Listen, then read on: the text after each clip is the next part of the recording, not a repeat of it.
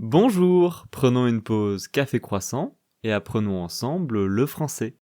Aujourd'hui, je vous parle de quelque chose que j'adore faire pendant mon temps libre, regarder des séries. Alors en ce moment, je regarde une série qui s'appelle Person of Interest. C'est une série américaine que je regarde sur Prime Video. L'histoire est super intéressante, en fait c'est un ancien agent secret et un homme très intelligent, un peu un geek, qui travaillent ensemble pour justement prévenir des crimes avant qu'ils arrivent. Donc c'est un mélange entre policier, technologie, action. J'aime beaucoup l'ambiance, les personnages et l'histoire qui évolue à chaque épisode.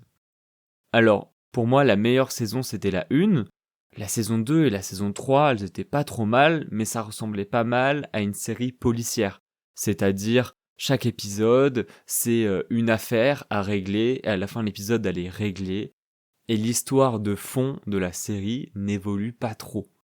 Mais là, je suis à la saison 4, et clairement, eh bien, l'histoire prend une toute autre tournure.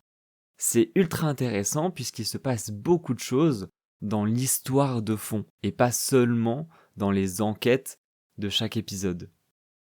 Alors en général, moi j'adore donc les séries policières, les enquêtes, les mystères, les agents secrets, etc. Mais j'aime aussi des séries comme La Casa de Papel. Je pense que tout le monde connaît, c'est une série espagnole très célèbre qui porte sur un braquage un peu exceptionnel. Et c'est sur Netflix. Et une de mes séries préférées aussi, c'est Breaking Bad. Alors pareil, je pense que tout le monde connaît. C'est une série américaine sur un prof de chimie qui devient un criminel. Et c'est vraiment une série assez mythique. Alors par contre, en France, souvent, les gens regardent les séries en français.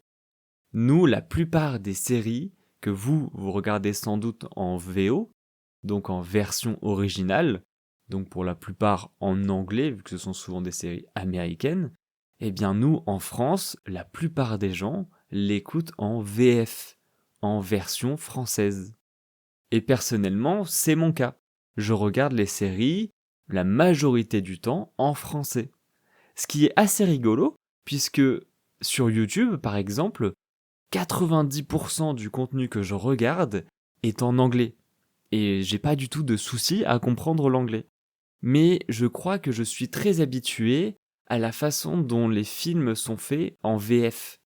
En fait, le son des voix, les doubleurs, etc. sont vraiment très différents des VO et je préfère les VF souvent. Ce qui peut vous paraître très bizarre, je pense, mais je pense aussi que certains Français, s'ils m'écoutent, comprendront mon raisonnement. Et sinon, vous, quelle est votre série préférée? Et est-ce que vous regardez les séries en VO ou dans votre langue? Merci d'avoir écouté cet épisode et on se dit à demain dans la pause café croissant.